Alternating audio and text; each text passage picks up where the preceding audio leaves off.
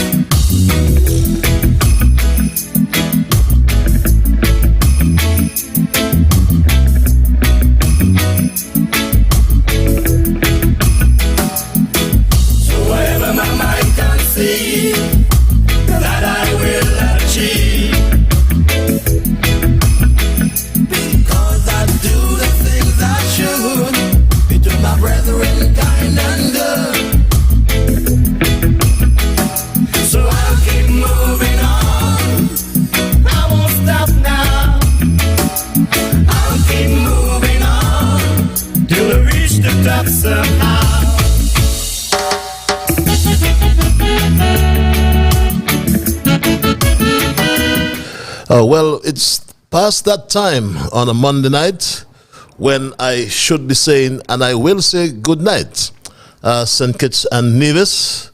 Good night to the entire Caribbean region. And I say good night to the world, because we are reaching you on the World Wide Web, wherever you are, in Asia. There's some of you in Africa, some of you in Europe, and there are a whole lot of you all over North America. So I'm at liberty to say good night. I will say good morning, and I will also say good afternoon, because one of such greetings will be applicable to the region in which you now find yourselves. Now, my Stray Dog family, I must first apologize for our little tardy start tonight and for that mix-up on last week Thursday night. I thought I did forewarn you that I would take a very short sabbatical, and I did. So I do apologize for that. And I'm with you tonight. Just tell your neighbor, to tell your friend, tell your brother, your sister, that Straight Talk is back on social media one more time. And for those of you who are joining me for the first time, I bid you welcome. I trust and hope it would not be your last time. And just to inform you that Straight Talk is a public service program. It facilitates and promotes free expression on all issues of national interest, be they legal, be they environmental, be they technological, social, economic, and or political issues. On Straight Talk, we do have a forum to express ourselves freely.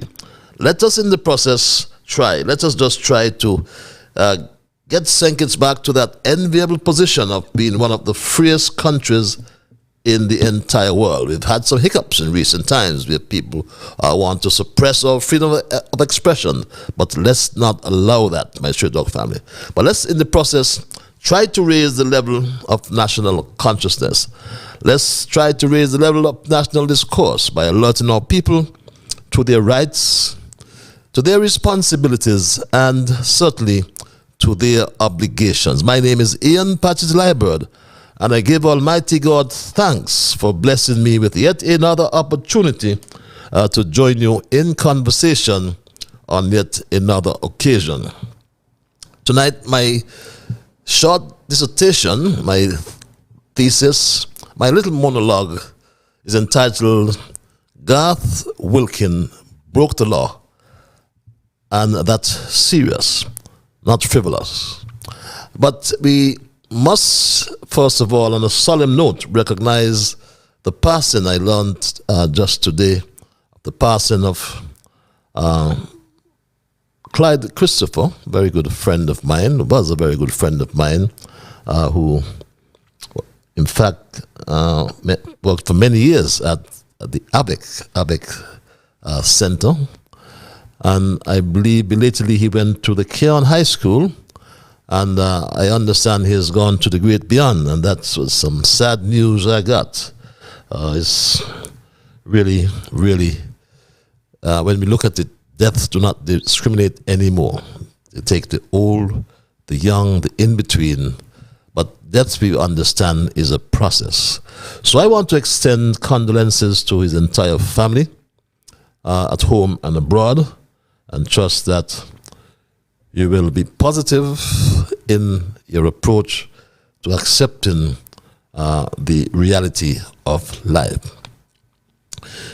We also want to extend condolences to many who are grieving at this time, and some of them I don't even know. But if you're under the sound of my voice or viewing at this time, I do extend my condolences. We normally start with our observations in review, and that's a time when we highlight the issues, we do some reflection, we then ask a few questions, such as what was accomplished, how has it helped others, what has changed since our last discussion, and what can be expected next, also what new we have learned as a people. Now, our first observation comes out of Nevis, and I got the decision, I got the news, as a matter of fact, just today, which revealed that the election petitions that were brought by J.D. Keynes and Dr. Patricia Bartlett, beg your pardon, respectively, were struck out today by a High Court judge in Nevis. And this is what was reported by ZIZ Television by Jason Davis, who reported this earlier today. I did, in fact, get the decision myself a few moments ago before going on air. The High Court in Nevis has ruled to strike out the election petition brought by the Nevis Reformation Party, or NRP, over alleged irregularities in the December 12 Nevis Island Assembly elections.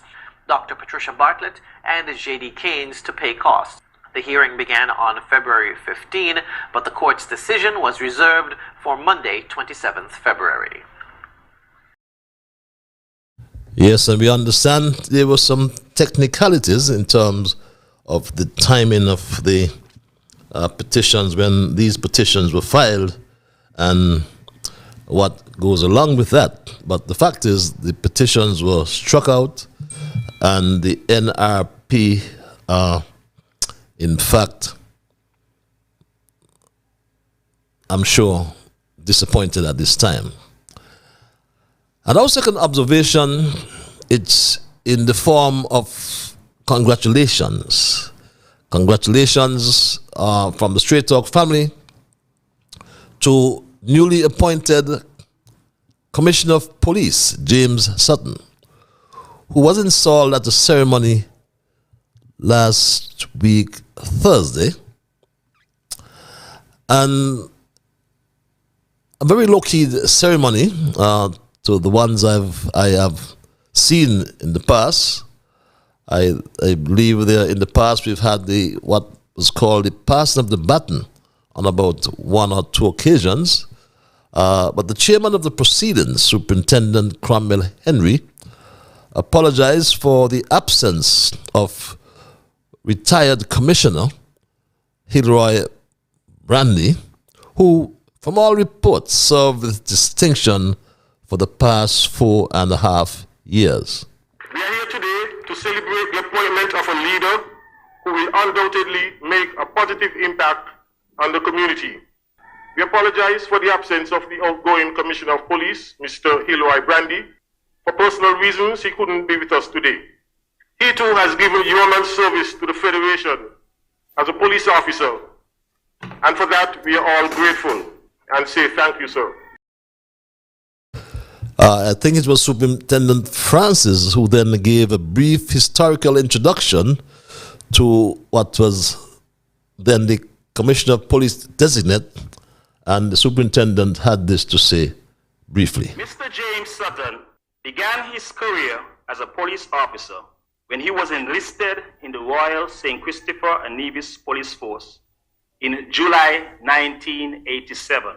Following the completion of his initial training in December The same year, his first assignment in 1988 was policing in Division B, where he worked in the Date Bay Tabernacle District. My Shreddock family, this was followed by the new commissioners, what I call acceptance speech. And here's an excerpt from that particular accepted speech by Commissioner James Sutton, Commissioner of the Royal St. Kitts and St. Kitts Nevis, I should say, police force. Commissioner Sutton had this to say upon accepting his new position. I would like to give all thanks and praises to the Almighty God for his many blessings and purpose for my life. He has propelled and prepared me for such a time as this. Thanks and appreciation must be extended to my predecessor, Mr. Hilroy Bandy, and the other members of his high command. Their input and guidance has helped in shaping and preparing me for leadership. To my fellow officers, I am seeking your fullest commitment and support in the execution of your duty.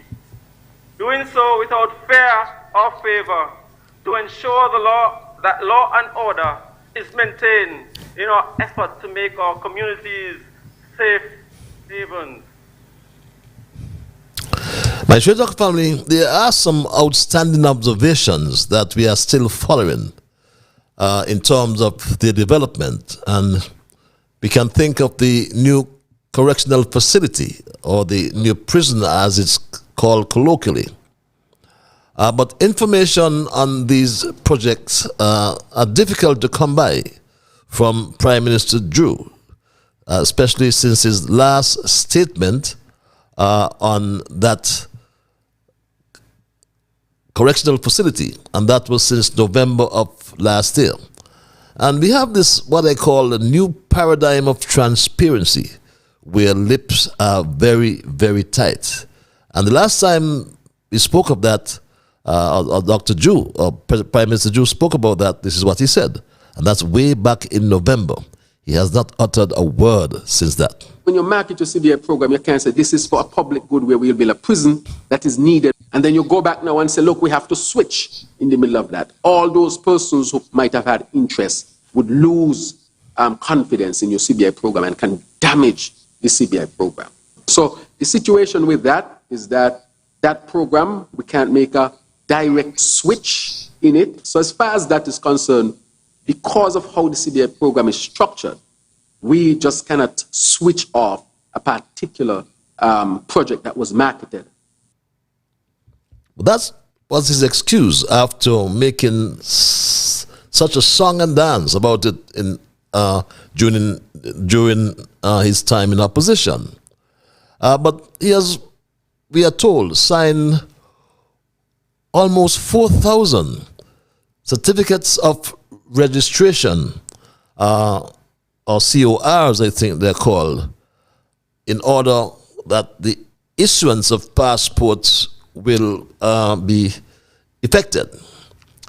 But he has also been tight-lipped about the number of passports under the CBI program.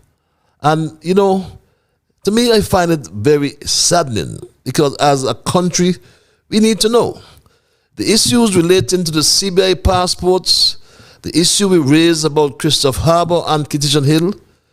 The questions were asked, and no good responses actually came from the Prime Minister. CBI, I have three parts. Passports, can you give an update on the number of passports issued to economic citizens over the past year? And if you can, compare that number to some previous years. Can you update us on the prison project involving, and give us an indication as to how many passports have been issued or citizenship have been granted under that project? What's the status? My second question relates to Christophe Harbour and Kittitian Hill. what is the status of the loans that were issued by the SIDF to these two entities? And secondly, in the case of Christopher Harbour, are the developers still continuing in the program to develop the particular area? Can you give an update on the status? Those are my two questions for now. With respect to the SIDF, I would say from the onset, the SIDF has not forgiven any loan. I want to make that clear. The SIDF has its interest in the Christopher Harbour, we know that, and it owns about 30% of that development presently.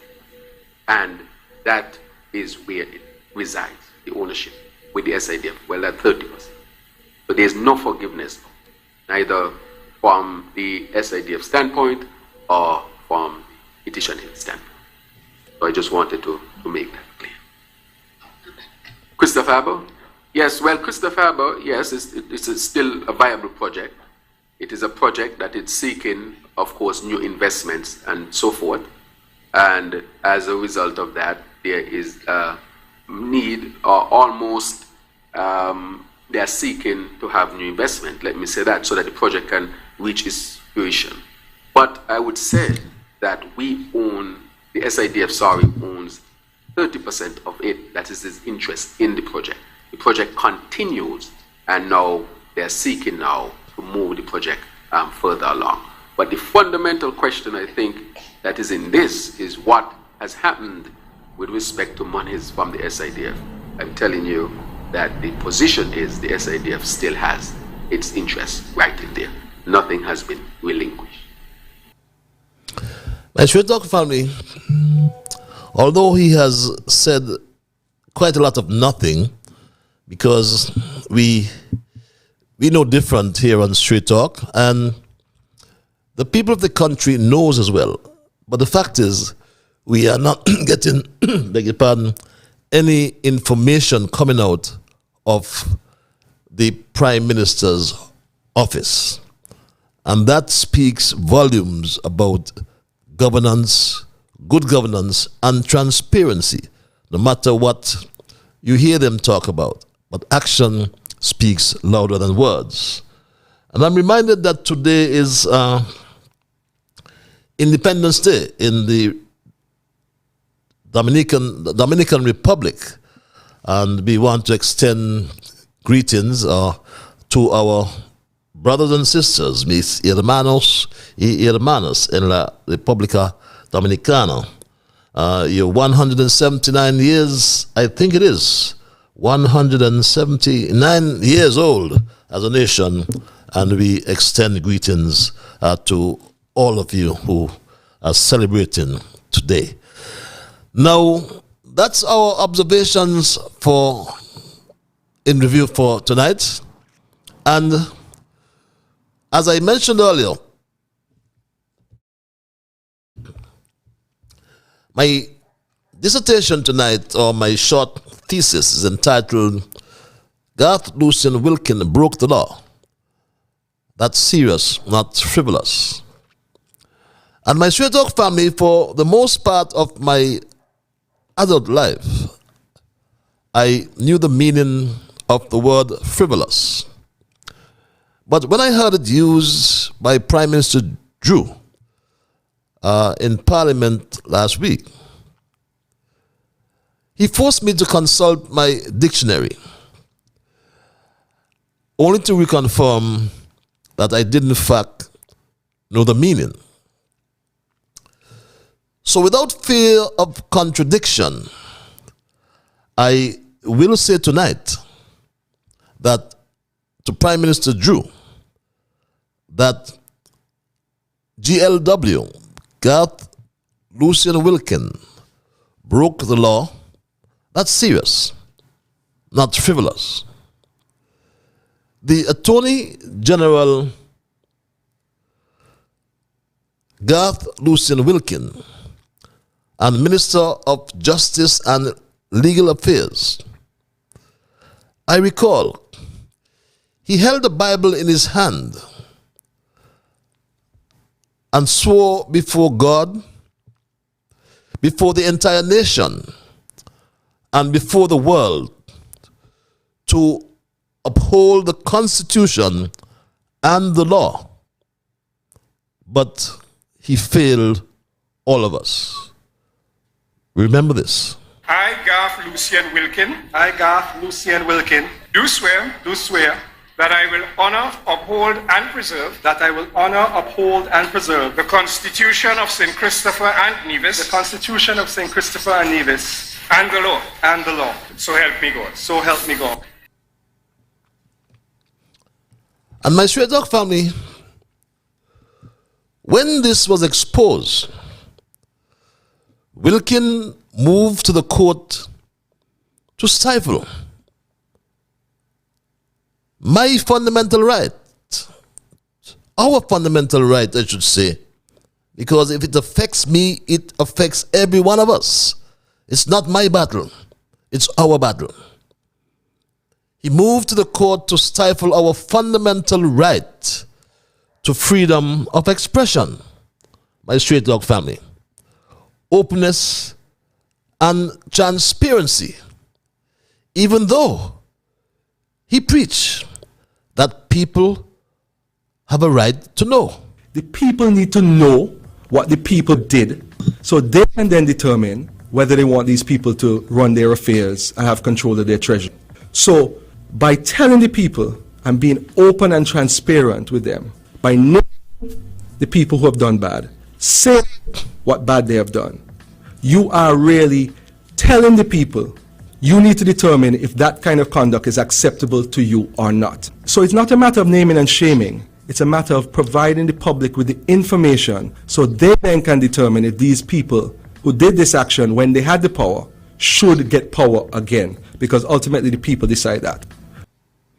And it is in this context, or that context tonight, I wish to state that the people need to know what Garth Lucian Wilkin did. And then we can all determine whether he should continue as a federation's chief or principal legal advisor. Because at paragraph 37 of the decision handed down by High Court Judge Her Ladyship Tamara Gill on February 16, 2023, she opined that A.G. Wilkin's actions constitute a criminal offense whether or not the law is strictly enforced. And my Straight Talk family, let's examine it rationally. We're not here to defame anyone. We have not come here tonight with malice or to put anyone down. We come here for an intelligible discussion tonight.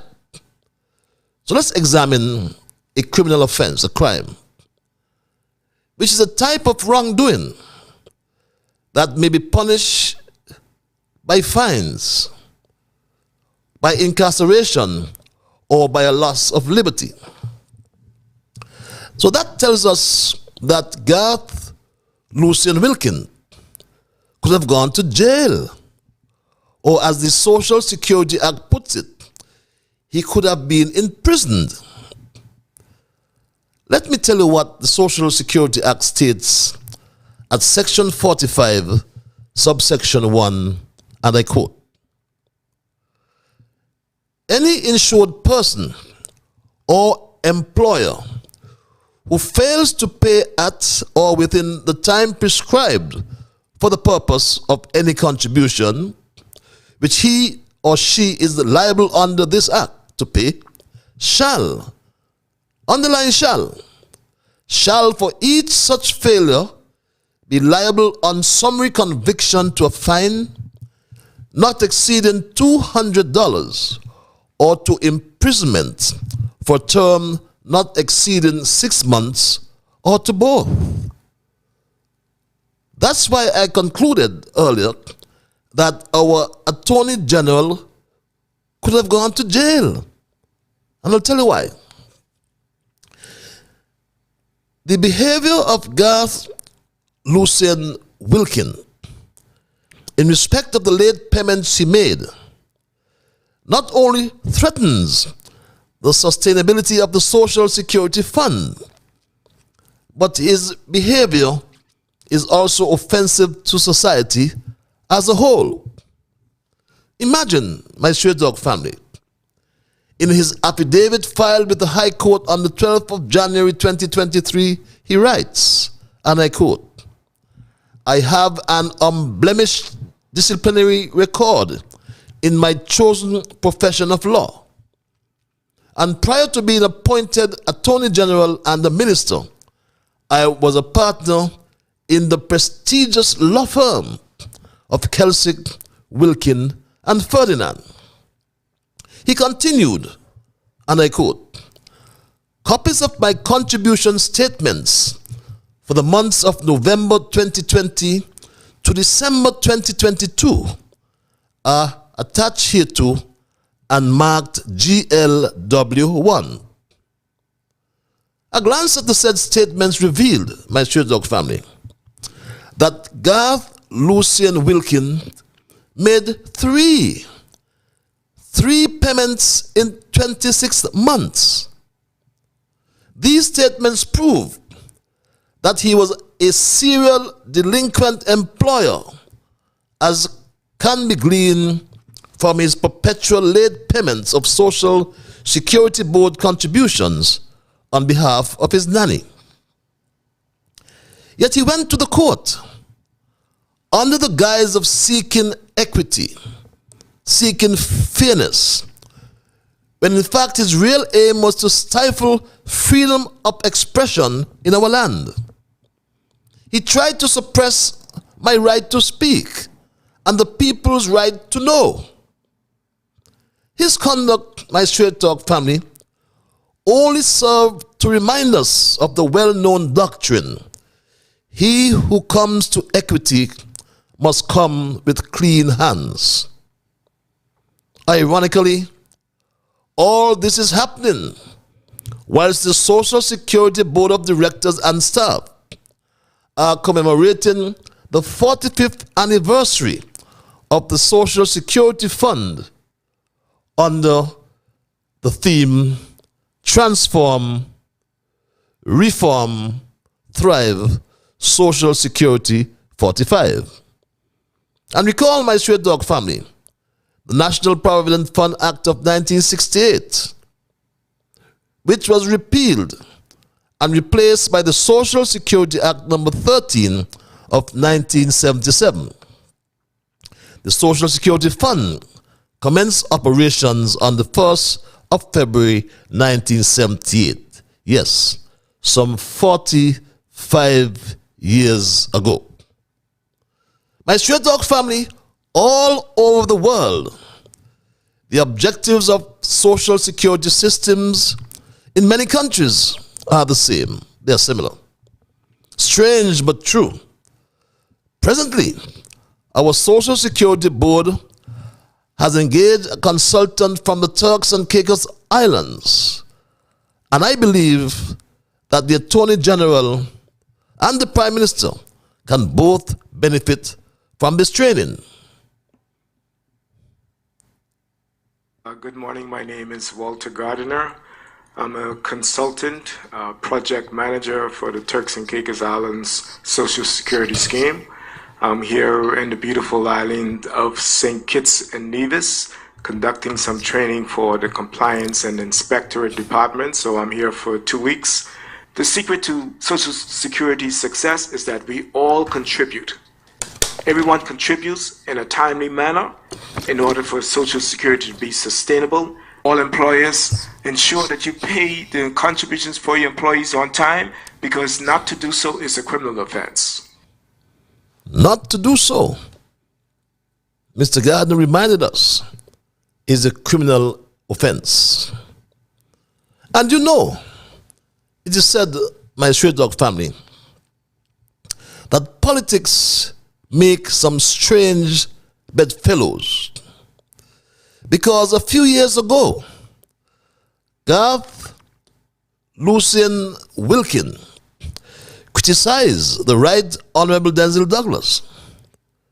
But he is now in bed with the same Douglas and begging him for help to save his job.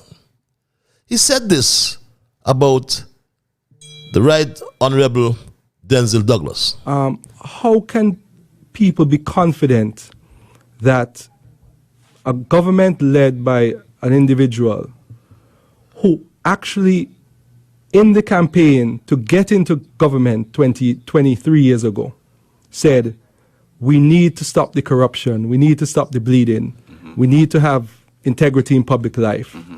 And that was one of the reasons why a younger Dr. Douglas was elected. 20 years later, the Integrity in Public Life Act is passed, not activated. 20 years is a long time.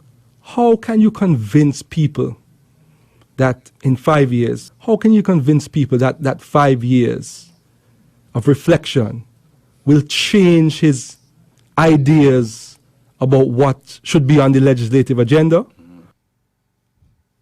But that was 5 years ago. Garth Lucian Wilkin disliked Labour, no doubt. He disliked Douglas. And normally they would have avoided each other. They would have avoided one another. But for Garth Lucian Wilkin, it is now politically useful for him to work with Labour and to work with the same Douglas only because of his political interests to become Attorney General. Ask yourselves, my straight dog family, why the Right Honorable Denzil Llewellyn Douglas absented himself from the last Parliament when the Attorney General Garth Lucian Wilkin introduced the Integrity in Public Life Amended Bill and the Anti-Corruption Bill for a second reading.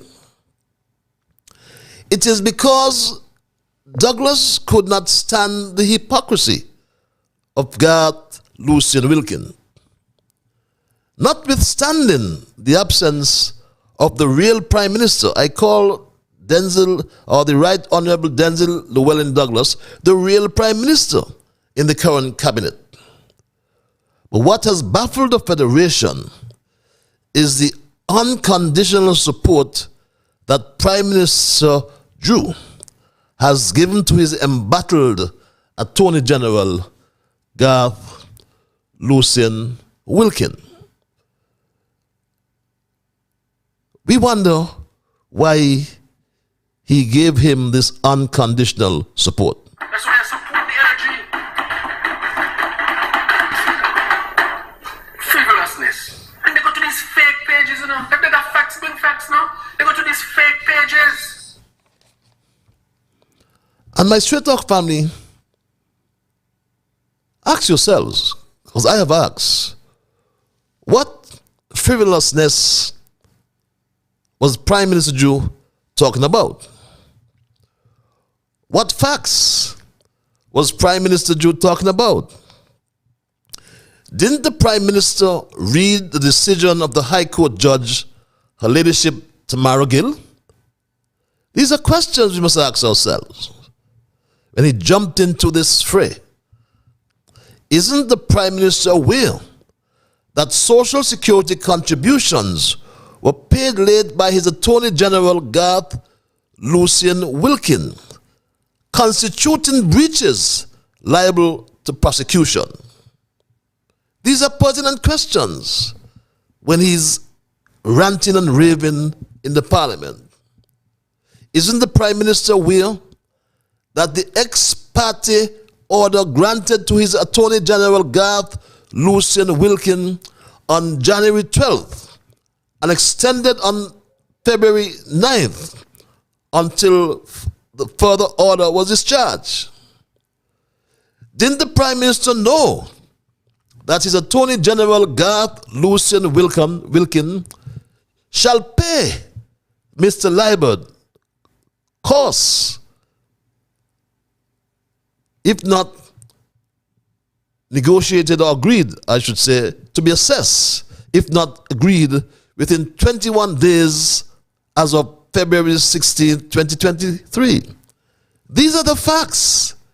The Prime Minister is asking for the facts. These are the facts.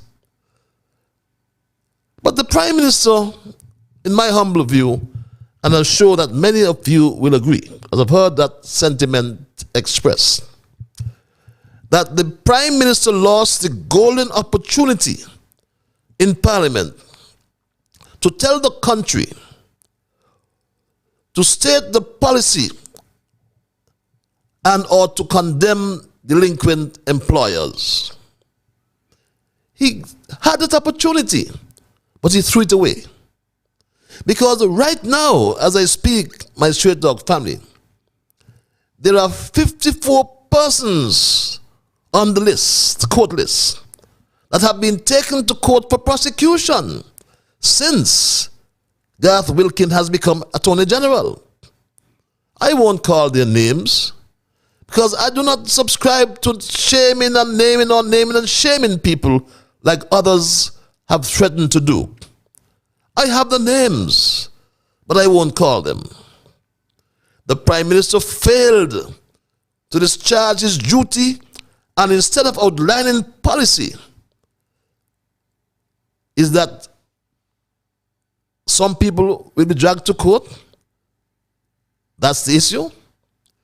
People expected Prime Minister Joe to confront and not to avoid the issue regarding delinquent payments and discriminatory approaches to taking some people to court and others not. People expected the Prime Minister to speak about the serial delinquency and what is the policy on such delinquency, but he failed us.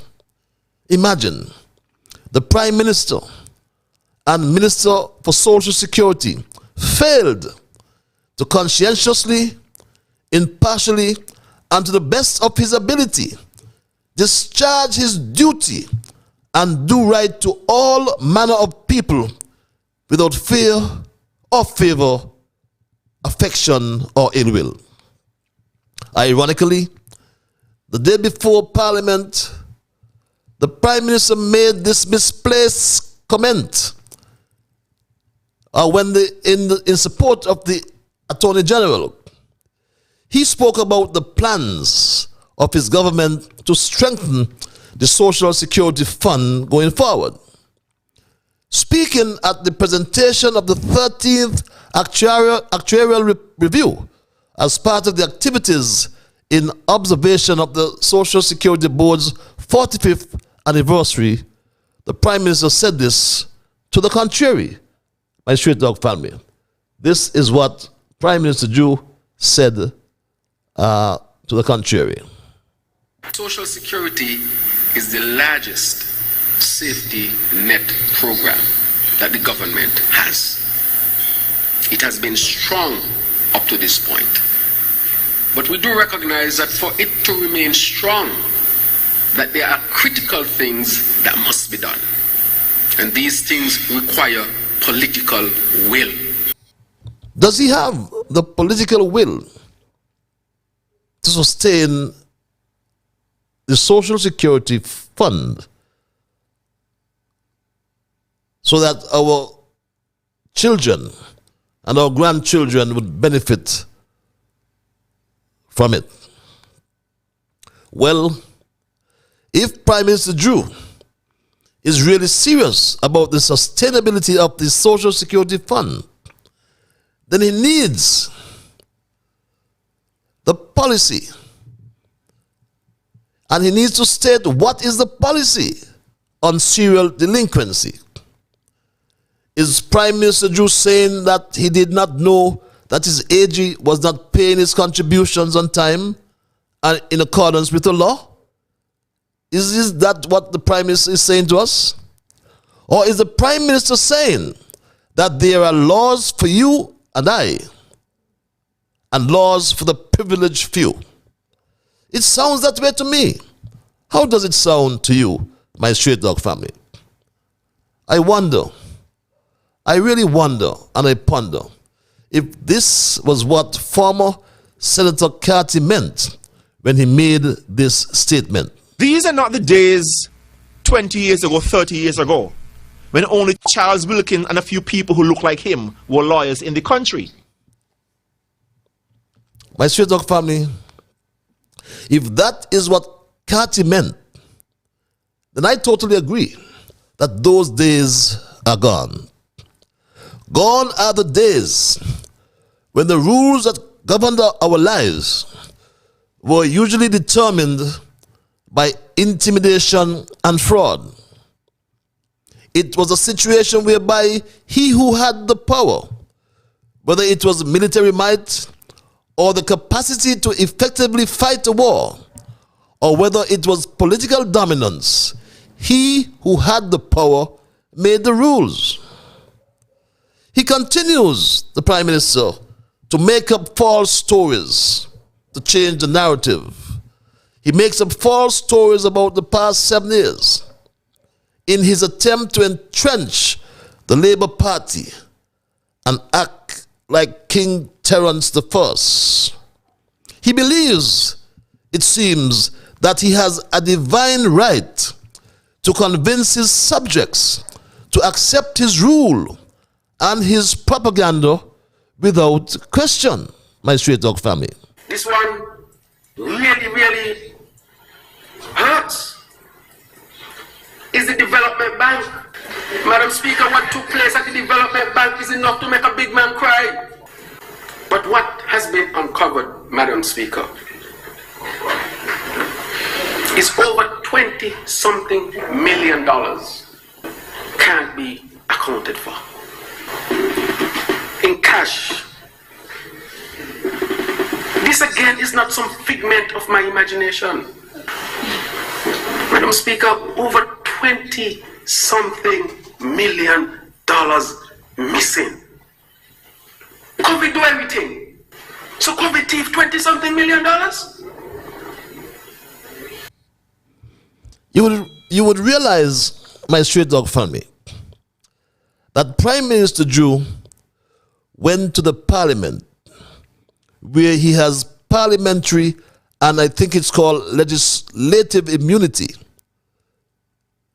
to peddle this nonsense which he claims is not a figment of his imagination. But if he engaged a forensic auditor or a forensic audit firm, then what is the name of the firm? Under T immunity, for example, when we were doing or constructing the new cruise pier, we engaged one of the top international firms, Ernst & Young, did the assessments and did a value for money analysis. But think about it seriously. If something is unaccounted for, then it means that it is not known. So please, I beg you, do not waste time with these distractions. Please do not waste time with these distractions. Because it's elementary. If you can't account for it, then you don't know about it. About 20, whatever it is, and something. Nonsense.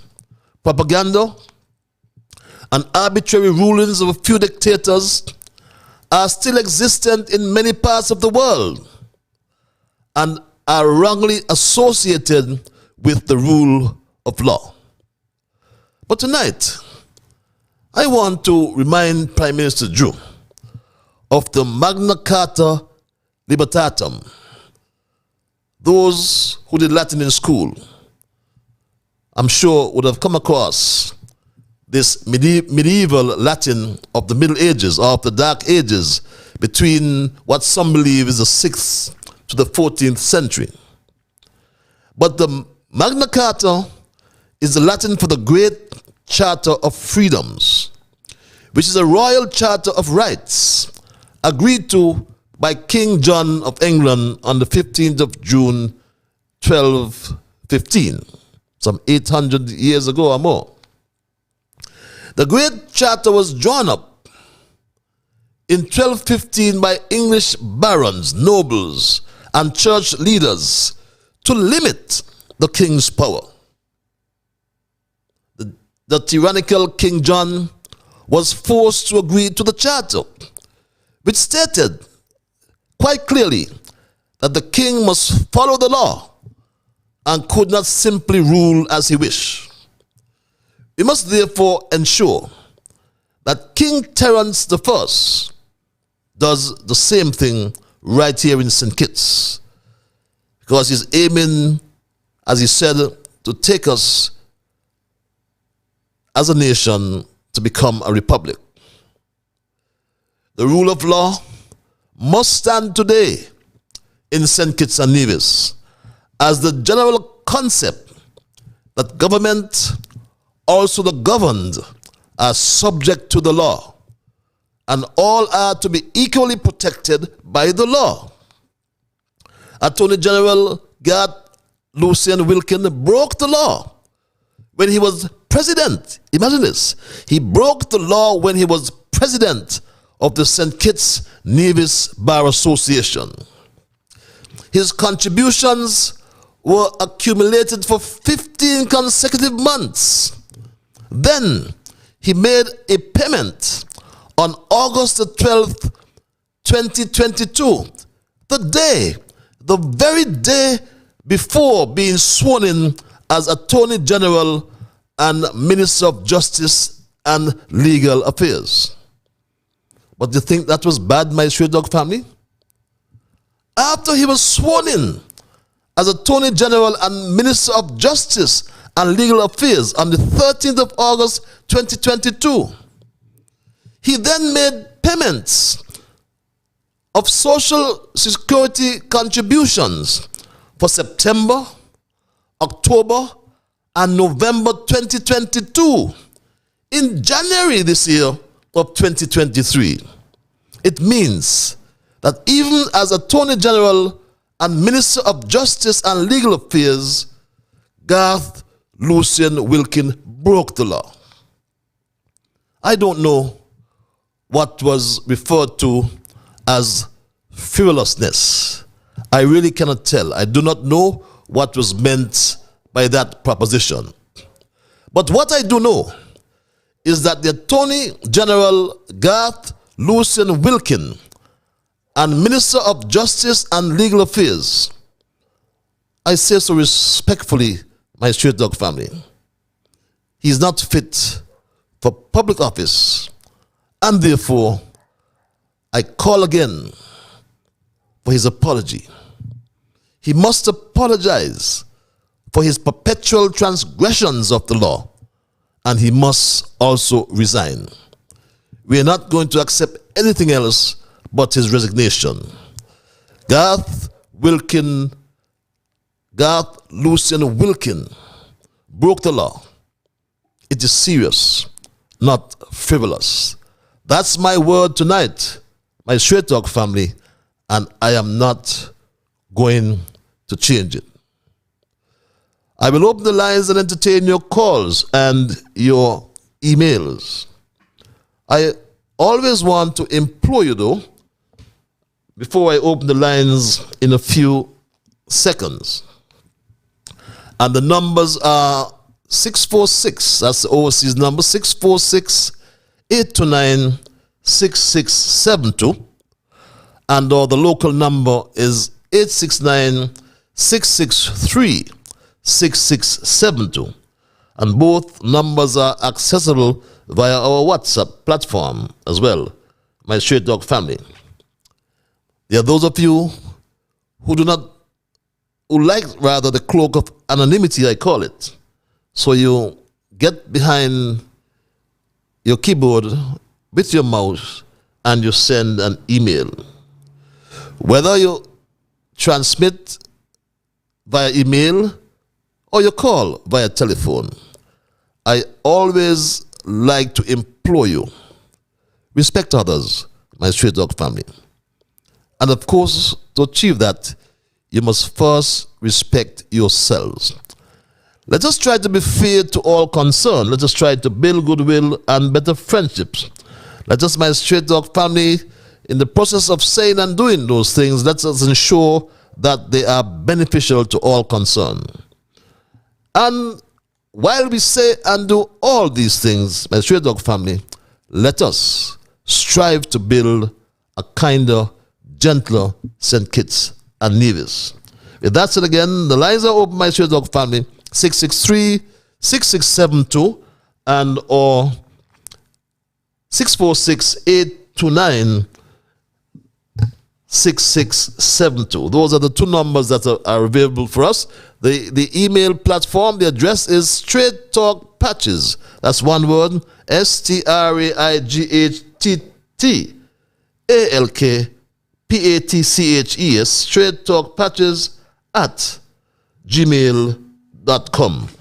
They go to the lines, my Straight Talk family, and say, caller, you are live. Good night. Hello, caller. Mr. Straight Talk, good evening. How are you? I am peaceful, my dear brother. Always so good to hear. You have to be peaceful. Yes. You see, one thing I learned now with about liberal, I'm not even going to say, I just thank you for saying peaceful. I'm also peaceful myself. Mm-hmm. But one thing I learned about liberal, see, man growing up simple. And then when he gets big, he find his britches are getting too big for him. And he don't give who behind him coming up and say, well, Lord, let my britches get a little full, no? No, he wants to make him to understand, well, me rule. But I thank God for you, my Straight Talk, and the way you keep. Now, if any one of us had to do that, you know what would happen to us? You think God, Lucien, or whoever going to resign? No! He's not going to resign because, mind you, he loved to bang his chest now, but he wasn't there banging his chest this time because he recognized now. It's the slowest time I ever hear him speak.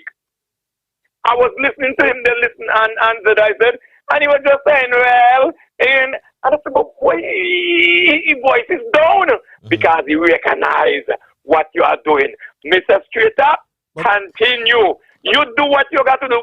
He must answer to you. He must, because what he did was wrong. So you make sure, see, you take his witches off. Why you think he won't resign, though? Why you said that? Because he's not going to resign. If he resign, he's going to shame. He's going to shame himself. So he's not going to do it. For the time this thing open, the Prime Minister should jump on the phone and say, boy, you jump overboard now. But he's not going to. Mind, they always talk about corruption now. But look where corruption starts now. Look where it is. Look where it is. Straight up, we can laugh. Can't do you call it high. Look where it is. Yes. So he now go resign. Okay. But we got him in the clinch.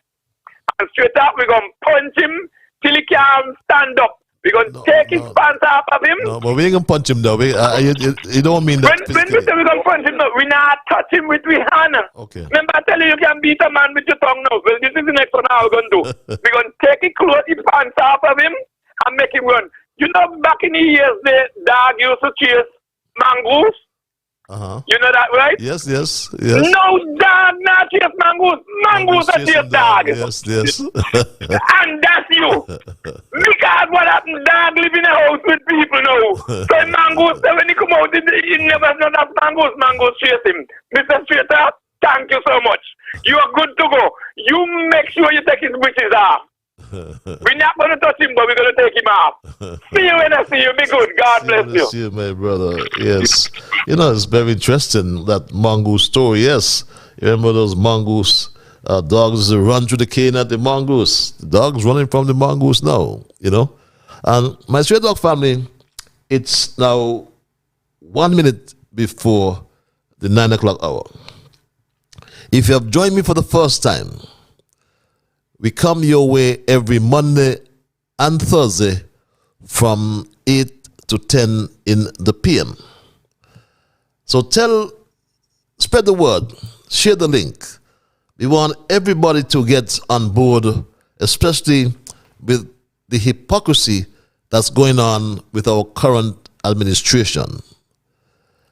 Instead of, like I said, the Prime Minister coming to the nation and telling the nation what is the policy as Minister of Social Security, tell us what is the policy as it regards to this, what I call serial delinquency, where even in your own cabinet, a man, your special advisor, your principal legal advisor, your chief legal advisor, the court ruled. The court ruling is very clear. I have a copy of the court decision somewhere here. It's with me. This is the court decision. This is it, if you can see it, my straight dog family. And under paragraph 37, I think it is. Yes, the judge opined that a social security payment after the time prescribed by the legislation constitutes a criminal offense, whether or not the law is strictly enforced.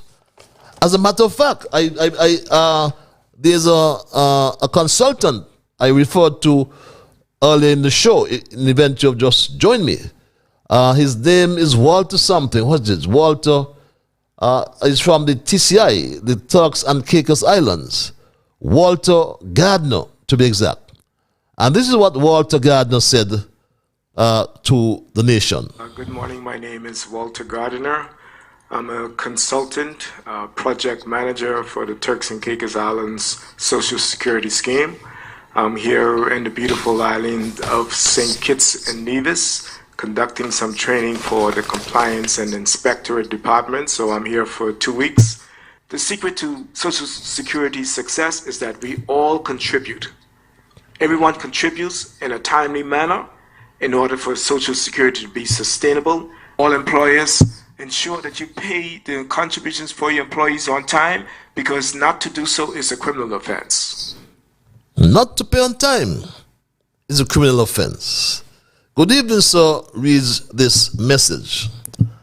Are you aware that Mr. Derek Osborne, actuary for the Social Security Board, said at a stakeholders' breakfast meeting at the St. Kitts Marriott last week that we have to act sooner rather than later? Mr. Osborne also went on to say, more importantly, is the fact that we need to find a way to ensure that people who are supposed to pay only get a business license renewed, or only get to drive taxi, or get to be a doctor or lawyer, my straight dog family. In the private sector, if they comply with Social Security, checks and balances must be in place. If you do not pay on the right hand, you cannot practice on the left hand. It is a sad day in our federation when someone in as prominent a position as A.G. Wilkin can disregard the Social Security law, paying when he thinks it fit.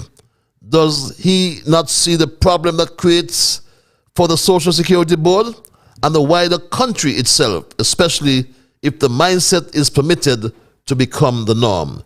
A.G. Wilkin should lead by example and resign. Let's go to the lines. Thank you for holding. Caller, you live. Hello. Good night. Good night, Mr. Straight Talk. How are you, my dear brother? You're going... Oh, I'm good, man. I'm good. Well, I was up by the volcano. You did? Yeah, towards the night waiting for you. I was our friend. I copped out. I copped out on Thursday. Yeah, he's good, man. He tell me that you were supposed to go up there, go use the antenna them from where the Antilles. So you will come by the volcano later. Okay, we'll do. What's on your mind? Good night, Mr. Straight Talk. And good night, a good friend I have on your tongue, who always look out for me, Patches. Every time your program comes on, and that is Sean O'Loughlin. She always look out for me and remind me. Well, anyway, Patches, brother, what start wrong got to end wrong. In the first place, Garth Wilkin, he started wrong. When he hold the Bible, when he was sworn in, and you know, the comments that they all have to make when they hold the Bible to swear. And he will do what is right, so help me God. Which one the God he talking about? Them pretty windows in church building? A tombstone idol? A wooden God? You hear what the man from the island there just said? And them who fail to pay their contribution or to pay it late is a criminal offense. He know that he himself is the biggest lawbreaker in the country, the biggest one. When he come out talking about, he gonna name and shame them because some of them shaking in the boots. Evil thinks as evil does. He know that he was doing evil.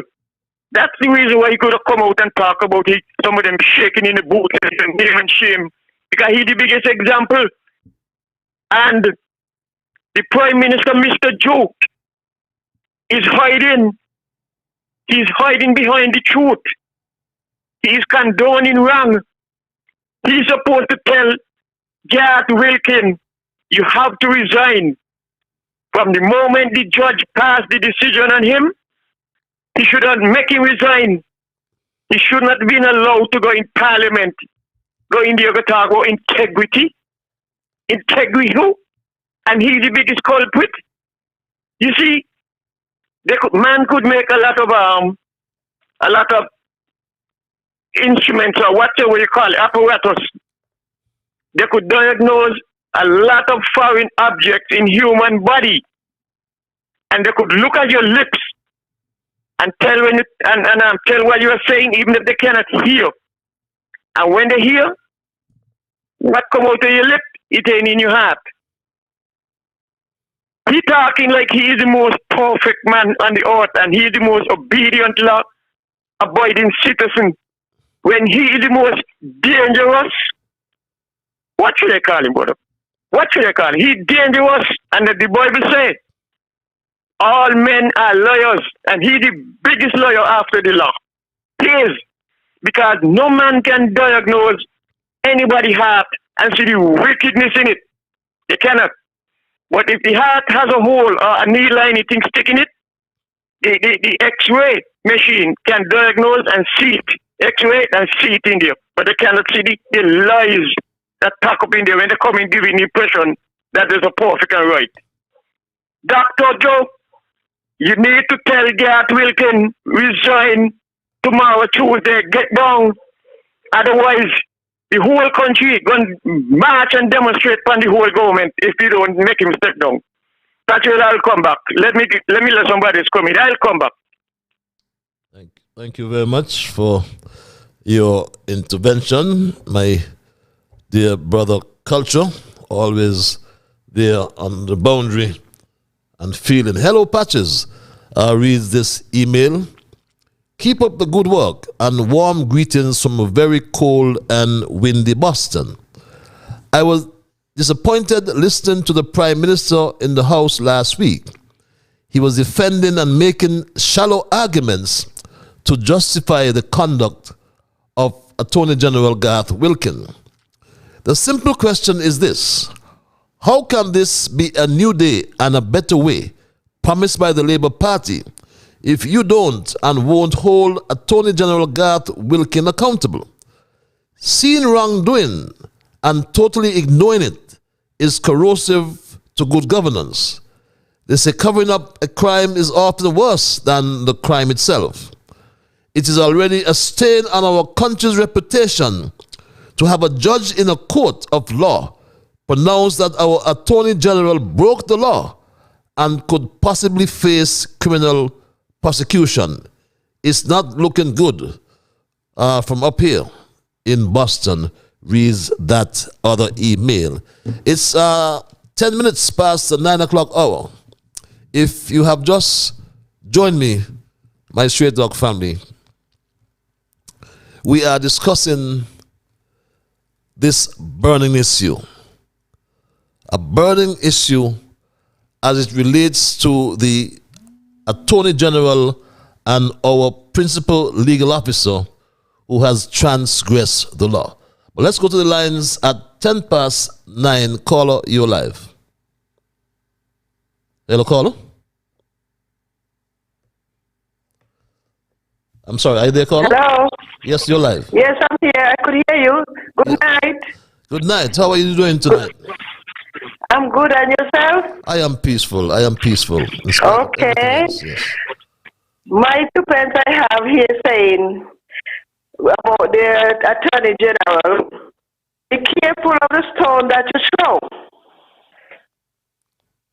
Sin Cassipus, he that lives in that house, he should not throw. That's one. Last but not least, the same galleys that Malachi built to hang Haman, he got hung on it.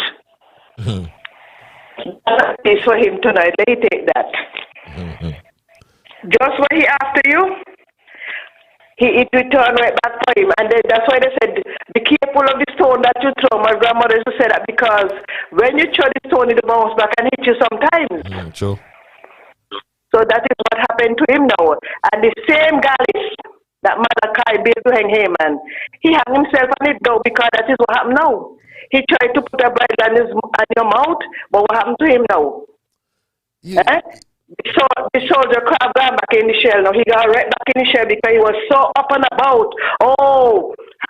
Some of them are shaking in the boots and going on. What are he shaking in now? What are you shaking in? You're calling from overseas, right?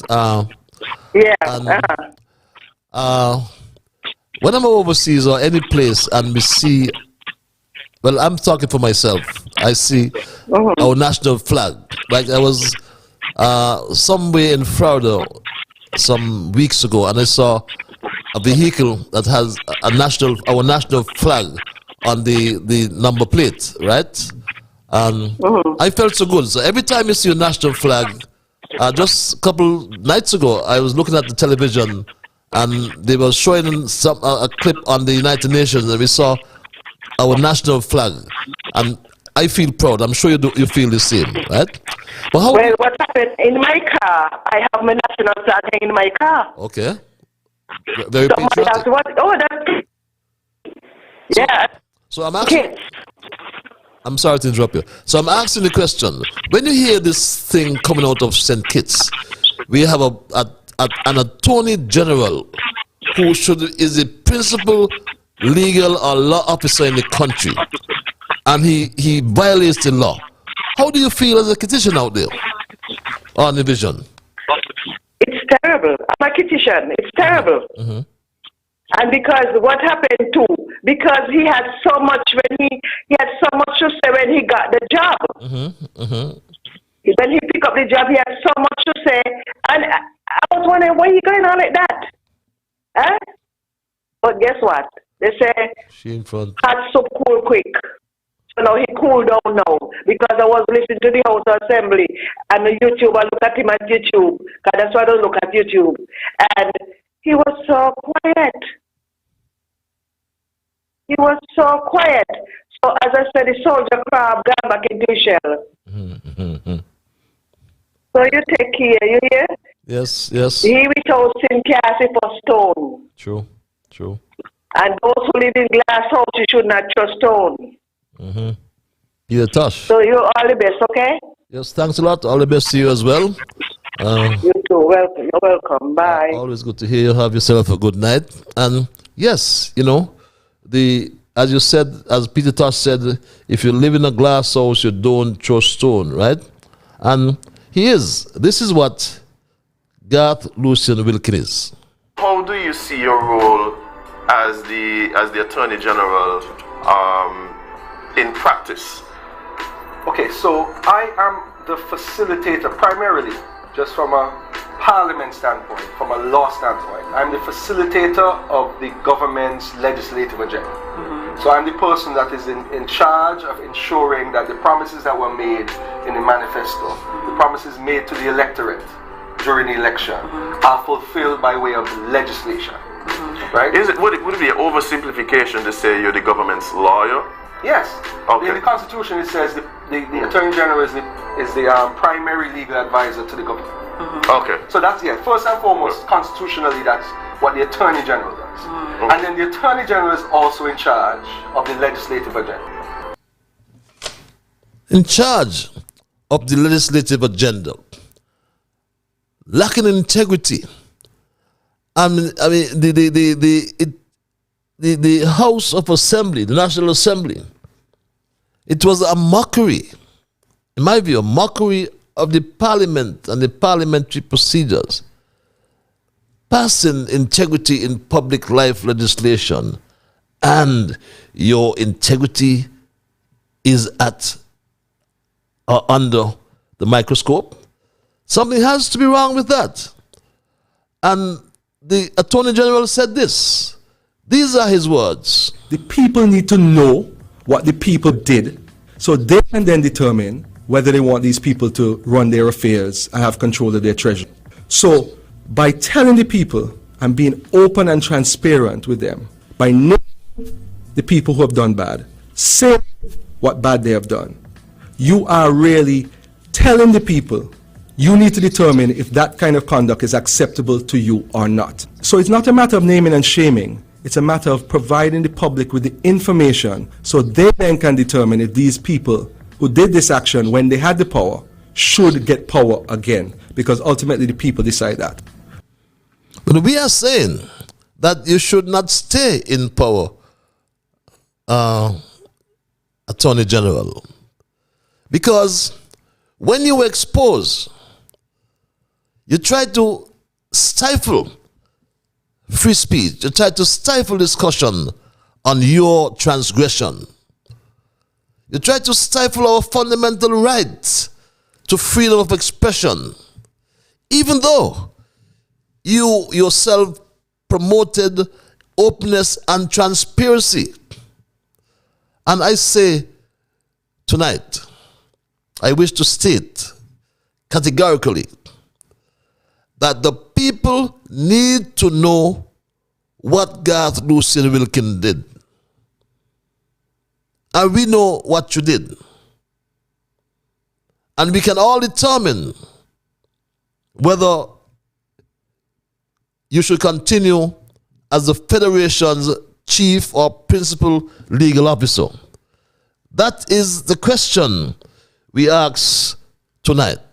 Because at paragraph 37 of the decision handed down by the High Court judge, Her Ladyship Tamara Gill, on February 16, 2023, she opined that Attorney General Wilkin's actions constitute a criminal offense, whether or not the law is strictly enforced.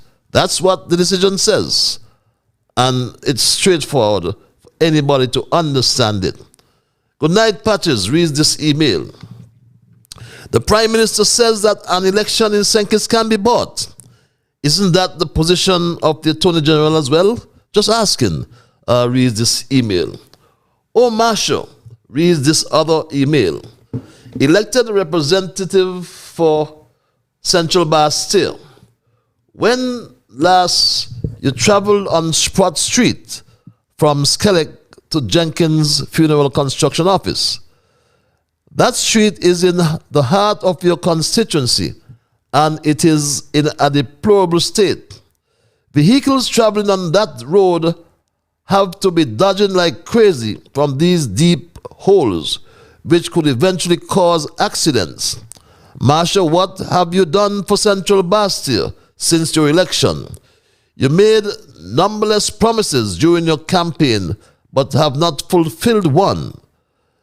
Do one thing for us, Marshal. Get that road fixed in quick order. Then at least it could be said Marshal has done something.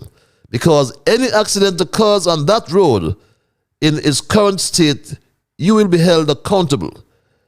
Many of us did not vote for you, to be traveling up and down the globe. Only you vowed we were going to see you often, visiting which is another broken promise.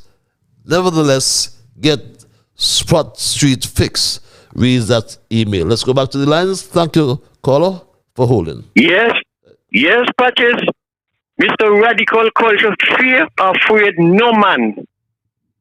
Patches, all the people in the Federation of St. Kitts and Nevis, we need to know what Garth Wilkin has done with the law so that we can know put him back in there or have him removed from there. And so therefore he have to move from there. He got to move from there. Because you hear what the man in the belly say? He has committed a crime. He break the law. So then when they go in on a construction site and they're going to harass a poor contractor who got 2 men to pay and he could hardly make it because he ain't pay contribution to Social Security. Well, they should not just throw the man in jail like that or make him pay. Warning him and give him a little time to pay because he's small and poor. He's trying to help somebody. But Garth Wilkin, who wanted to crucify the Unity Party that was in there before this Labour Party. Remember he said he got name and shame in and he and bang his chest because he ain't afraid nobody. Can you imagine an attorney general using those language? He ain't afraid nobody. He ain't supposed to afraid nobody. He's supposed to respect the law and obey the law and enforce the law and lead by example, man. Lead, Mr. Wilkin, lead. Now let me go to the prison. The Prime Minister say that you can't switch off something that has been started already. After all the criticism they give to the New Horizon prison, how much money Prime Minister Harris spent on that, and family working and friends and all kind of people working and getting this and getting that. Well, why Joe should come now behind after you don't criticize and go and take pictures and all kind of thing and say that you can't switch off that. So you see why politicians must tell lie and fool people. Stop fooling people to get them vote for you. Talk the truth and do what is right. And then people will say, well, okay, this person here sounds genuine and the one who they sound like a lawyer. So let me give the one who sounds genuine a chance. And that is what had happened to Team Unity. Everybody there sounded genuine and sincere. But along the line, there was a hypocrite who wanted to come the Prime Minister and stay Minister of Finance, and he ain't get it work. So he break up everything, and those who he helped, who encourage to break up Unity, look, he leave them how to do. And he up there now, full in the belly, till the belly bust. So you see, some politicians are bad, and some are good. And we got to listen to them for the genuine speech when they make it. Now this street here, Sprat Street, it is only 110 meters long. And look where it is, Patches, right in the guts and the belly of Sprat. Imagine Sprat Street got a couple hole where that road going mountain. What happened to the minister for the Central Bastille? You had a lot of chat so that the Unity ain't do nothing in 7 years. Well, what you have done? What have you all done but go to New York? Go to with 50 people where you was Patches, where you were working in New York. What did name again? The UN, sorry. I'm sorry. The UN. The UN. United Nations. 15 and the country is in red financially. But you got money to run up and down here and go there. Come on, man. I must stop telling lies and live up to the truth. The country needs to move on. The country is doing good. And I heard something on the news that St. Kitts, Jamaica, St. Vincent, and other countries are the most dangerous country to live. in 2023, and all because of the homicide. Well, I spoke to Mr. Bradley today on the show, and you know, the think it's big among those there because of the per capita of population. That's why we're between those ranks here, because our population is less than the amount of people die in Turkey from the hurricane. I mean the earthquake. Imagine that, and our country name up there. It seems like our country name going back up by Devil's Island. Anyway, Patches, let me move. Let somebody else get in again. Thank you very much. God, the need blows. Thank you. Thank you very much. Well, it's per 100,000 people. That's per capita of 100,000 people. So, with our population, we tend to get up in those ranking there. I think we rank at number 9, which is an improvement, because we were actually ranking number 2. I think it was under the then Labour administration. Good evening, Warrior. Reads this email. We missed you on Thursday, but it is understandable that you needed a rest and still do after that demon put you through so much pain and suffering. Mr. Liebert, he needs to pay the criminal acts that he performed, but like we say, fisherman would never tell you the fish stink. Mr. Liebert, he is attempting to claim ancestral privileges, beg your pardon, just like Carter said. He think is them one is lawyer. Cathy said he think is them one is lawyer today. And the sad part, he has a bunch of people supporting him. Boss, we sick boss. They're messing with you. Boss, we got your back. The PM also pulled a page from Dougie playbook. The judge is not God. We with you, but they will do that to their peril. Good night, and please be careful. Reads this email. Let's take some of these emails. They're now piling up here on me, so let's see if I can get them down. Patches, do you know the reason why the House took almost an hour late to begin?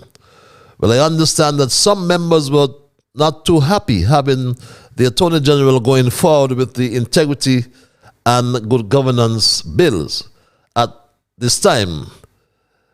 Bearing in mind that Straight Talk was pronouncing the night before, they found themselves between a rock and a hard place. Some were saying if we postpone it, it would make Patches strong, and if we cancel it, it would be worse. I further understand that they came to a compromise and decided to pursue the bill with the ending words, "We will see how it goes," reads this email. This other email reads, emails are piling up, so bear with me, my Straight Dog family, so I can dispense of them. After the Attorney General was inducted into the Labour Party cabinet, following the elections to the dissatisfaction and grumblings of many Labour supporters, especially those who used to castigate his family as this plantocracies of St. Kitts, slaveocracies, people like Earl Clark, Austin Edinburgh, and many other Labour supporters condemned them daily on various radio talk shows, morning and afternoon, with utter disrespect and unsavory comments. Even at the swearing ceremony, while his newly born comrades received a tumultuous applause, for him it was a striking contrast, very lukewarm, mundane, and embarrassing. Even Nigel Carty in the House one day had made some condescending and disparaging remarks about the family. So what the hell is doing in the Labour? What the hell is he doing in the Labour camp? Well, power is really something else. Reads that email. This other email reads, my Stray Dog family, the ridiculous statements made by the Attorney General that he was not afraid of anybody, he is going to do his job. Some people are shaking in their boots right now. He said he was going to embarrass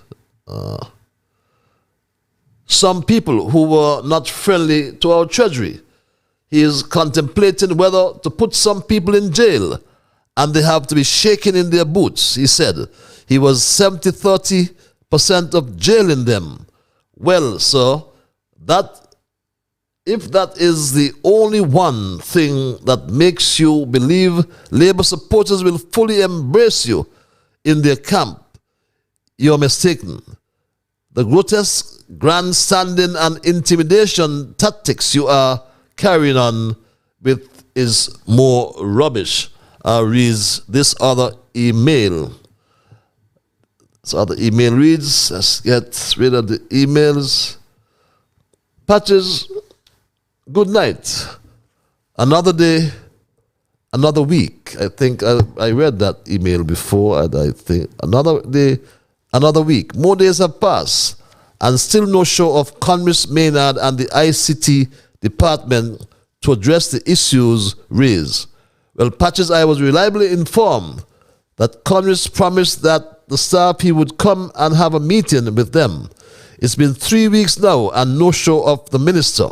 The auntie is still there acting as if she answers to no one. She behaves as if she's above the law and above the civil service. Well, Patches, Jew and Congress is really no better because they are behaving the way and won't address the issues at the ICT department. Patches, please let Jew and Congress know that the election will come again. So if they think it's best to have her remaining there to frustrate and make workers sick, let them continue. Thank you, Patches, for spreading information, beg your pardon, and I will be back with this email. My Stray Dog family, it's 9:32. If you have just joined us, we are examining the issue of the day, the real issue, the issue as it relates to the Attorney General, Garth Wilkin. My Stray Dog family, the chief or principal legal advisor in the decision handed down by High Court Judge Her Ladyship Tamara Gill on February 16th, she opined that Attorney General Wilkin's actions constitute a criminal offense whether or not the law is strictly enforced. That is part of the judgment. And my Stray Dog family,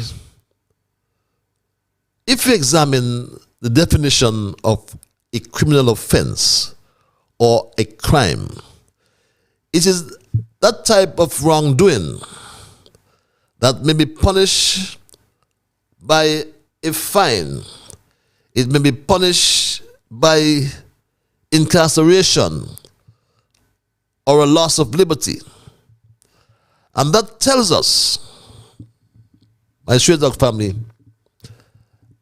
on the basis of that definition and on the basis of the judge's opinion, Garth Wilkin could have gone to jail. Right now, as we speak, there are some 54 names on a list, a court list, taken to court by the Social Security Board. How did Garth Wilkin escape for all these months?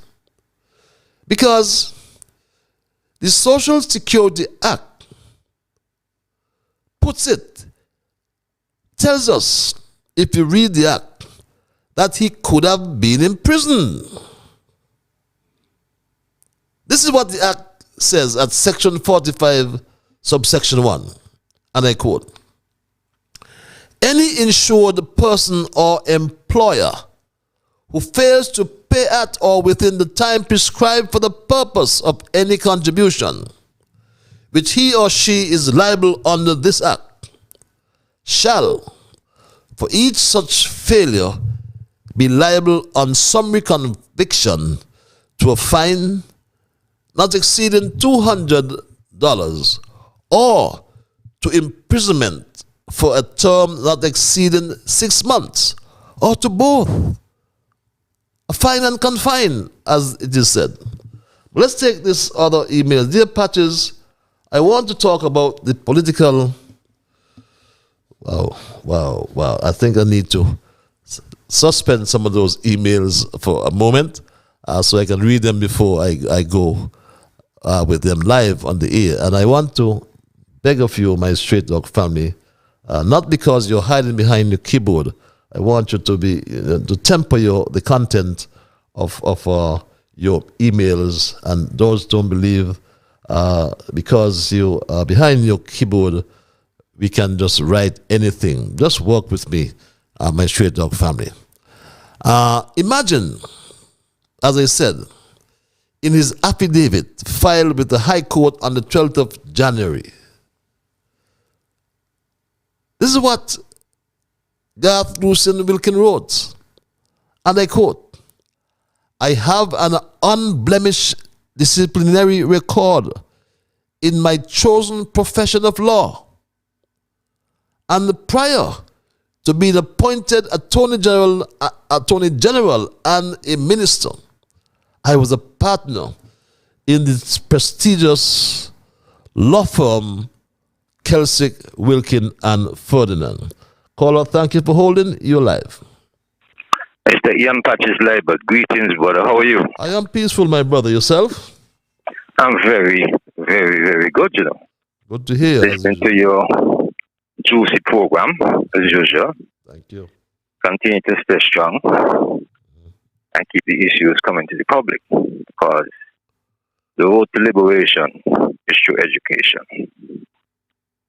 Whenever conflict arises between material and spiritual values, the conscience plays an important role. And anyone who suffers from a guilty conscience is never free from this problem until he makes peace with his conscience. Mr. Patches, we always say we are a democratic country. And all around the world, every country has its own democracy. We as a young nation have to decide what type of democracy we want to have. Whether we want to have an evolving democracy or a rotating democracy. Hear the word injunction. It reminded me of the electoral boundaries case, when I think that was for a long time you hear the word introduce. And when I look, search the dictionary for the meaning of that word, it comes to one bottom line, like to prevent something from happening. And when I heard you echoed that ruling towards you some time ago, I asked myself, why an Attorney General putting on an injunction on a citizen? I never hear that yet. And when last week now, when I hear you read out the meat of the issue, I said, this is very disturbing. Because here is it,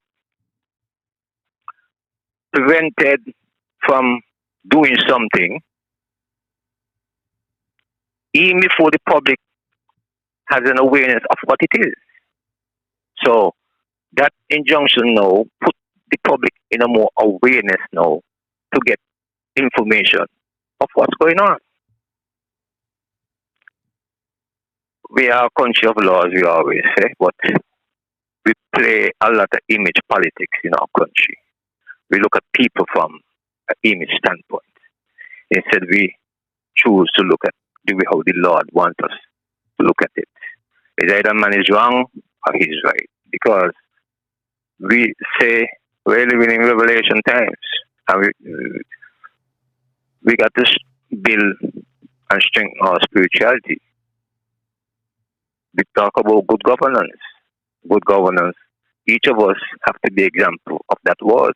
We cannot legislate good governance. We got to live it from the laws.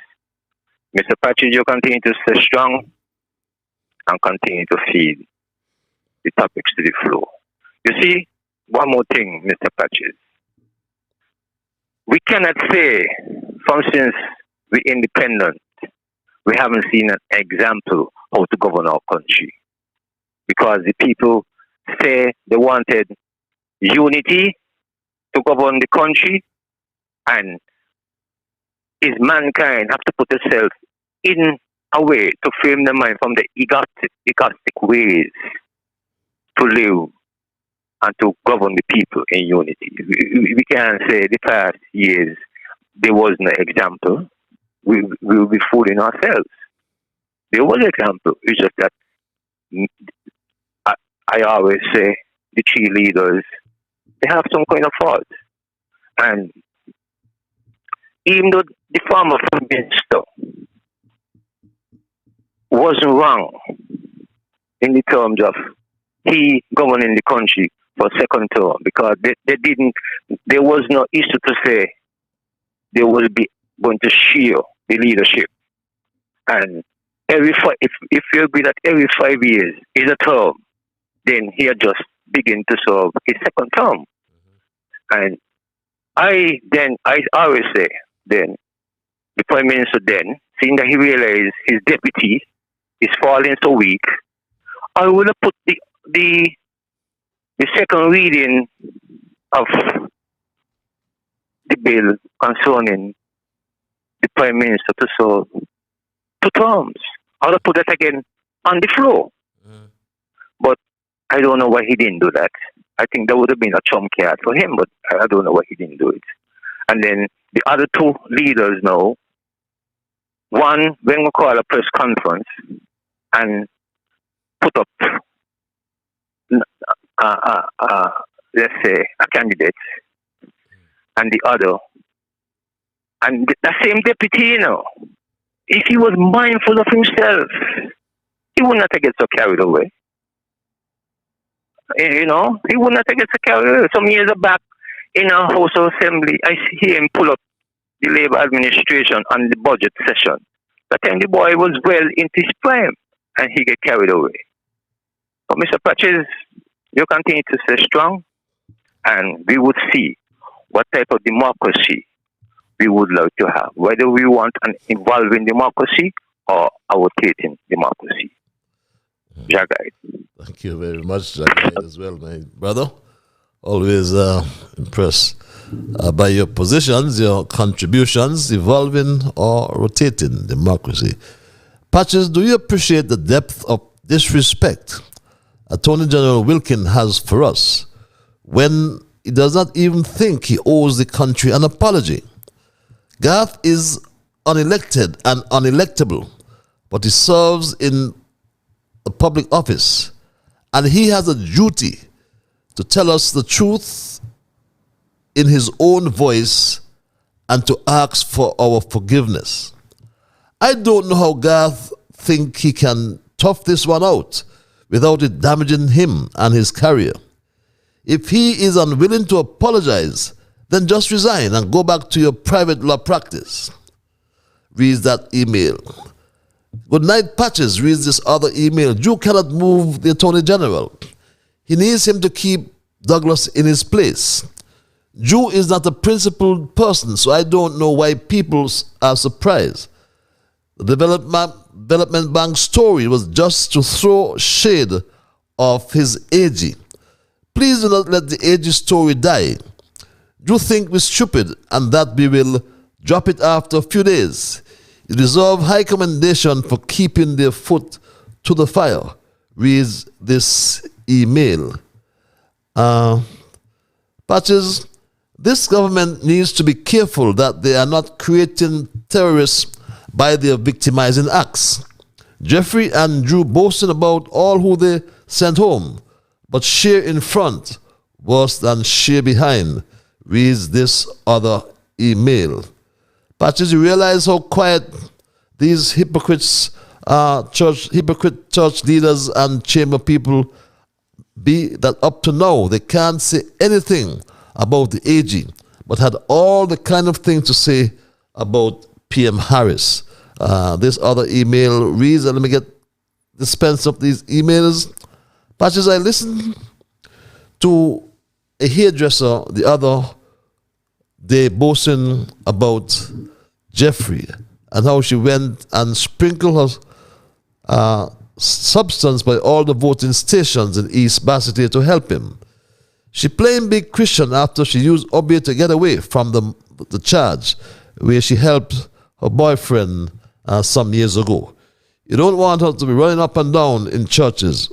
Obey, she needs Isaiah to throw some of his labor water on her, reads this other email. It's now 14 before the 10 o'clock hour. You may have joined me late, my Straight Dog family. And tonight, I discuss as our dissertation tonight, which we entitled Garth, Lucian Wilkin broke the law. That's serious, not frivolous. And my Straight Talk family, I mentioned earlier that the Attorney General Garth Lucian Wilkin and Minister of Justice and Legal Affairs, he held a Bible in his hand and he swore before God, he swore before the entire Federation and the world to uphold the Constitution and the law. I'm sure we all heard him. If we didn't see him, we may have heard him when he swore with his Bible in his hand. I, Garth Lucian Wilkin, do swear that I will honor, uphold, and preserve, the Constitution of St. Christopher and Nevis, and the law, so help me God. And my Straight Dog family, when Wilkin was exposed, he moved to the court to get a restraining order, an ex parte injunction, meaning that he went to the court without even my knowledge that he was going to the court. But he tried to stifle my fundamental rights and freedom. And as I said to someone, I said, our fundamental right and freedom. I say our because if it's not me, it's going to be you. And my Straight Dog family, you would not believe what the injunction said. For about 4 weeks, I could not even mention what was in the injunction. I was restrained. He was granted a restraining order. And I was ordered that I could not say anything about the Garth Lucian Wilkin, and with respect rather to his employment or association with a nanny, a babysitter or a housekeeper. I could not even say the word nanny gate. Imagine that. I couldn't use the word nanny-gate, but he has submitted a notice of discontinuance because the judge has ruled. Her order is very clear.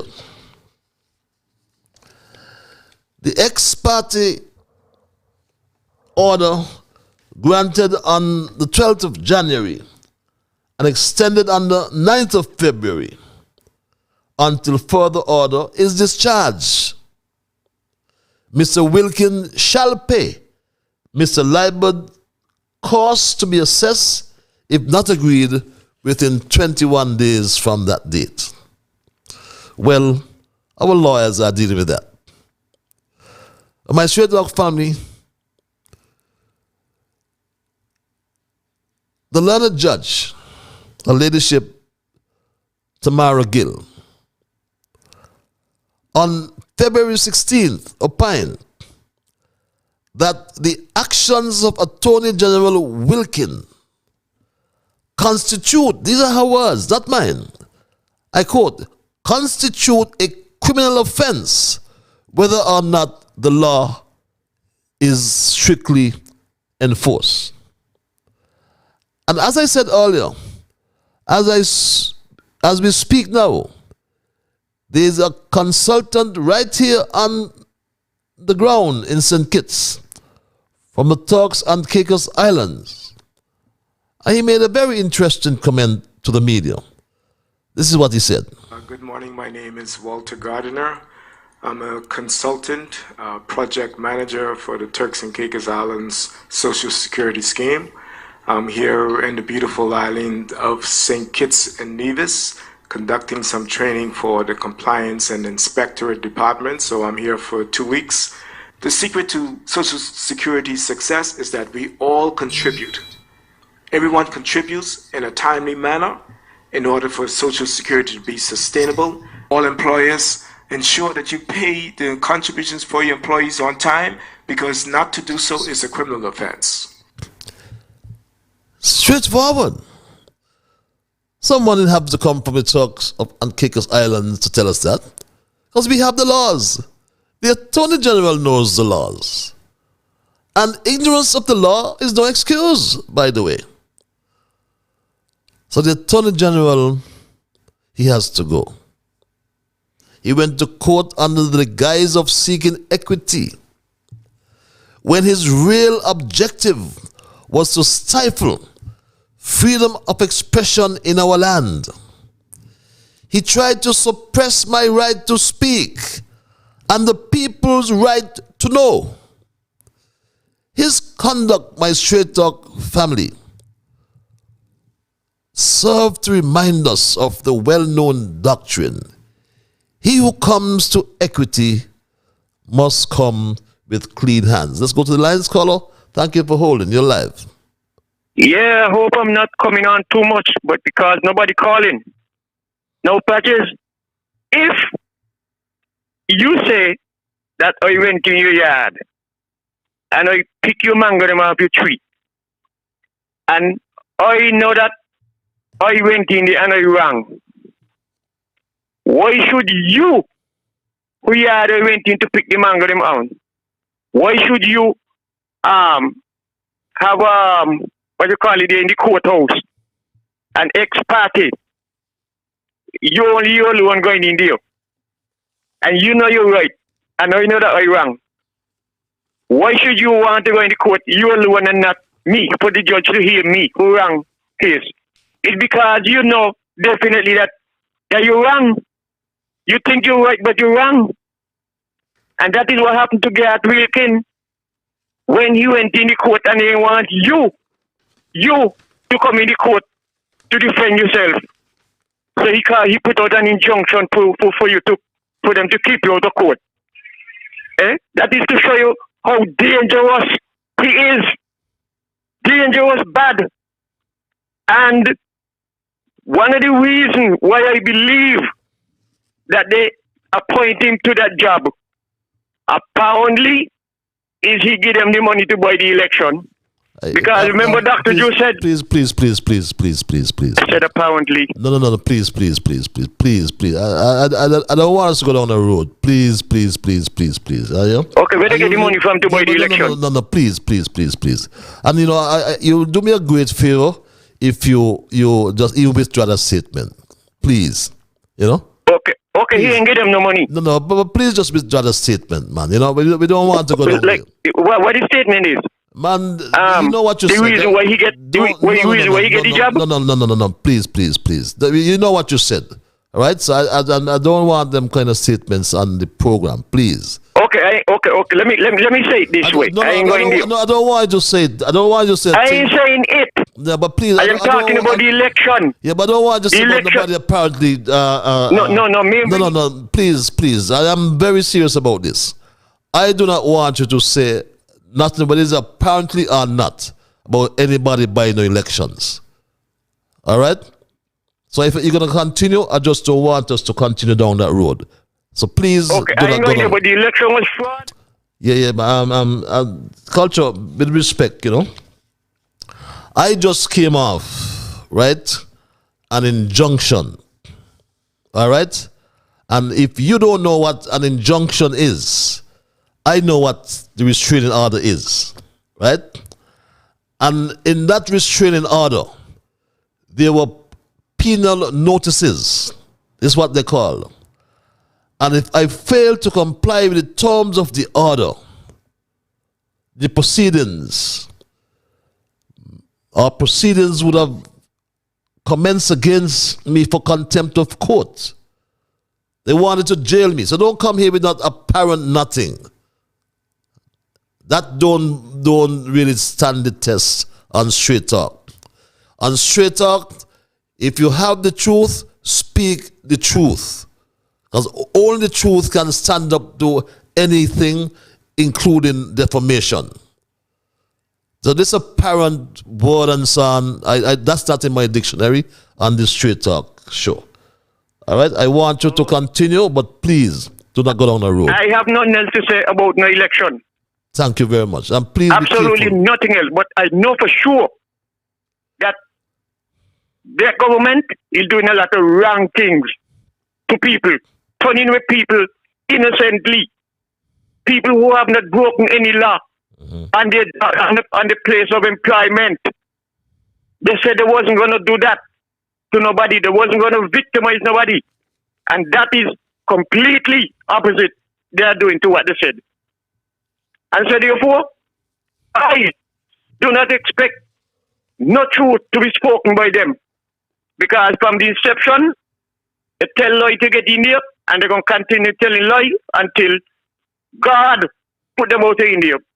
God is who going to move them. Because we know what happened, how they get in there. Anyway, you have a good night. Have a good night, my brother. And I don't want to call nobody name, And thank you because I don't want to call nobody name. That's why I just say go and see.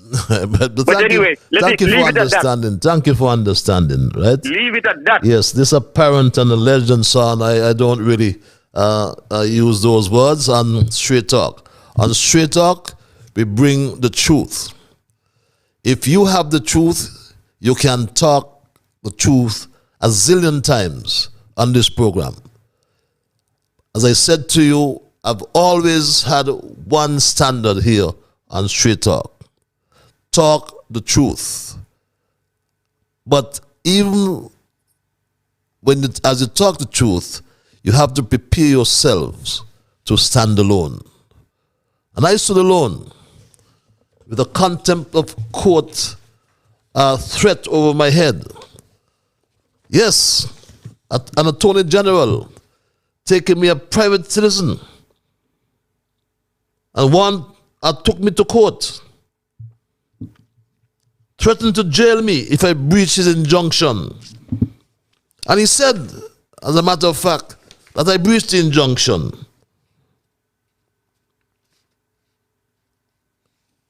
And he said,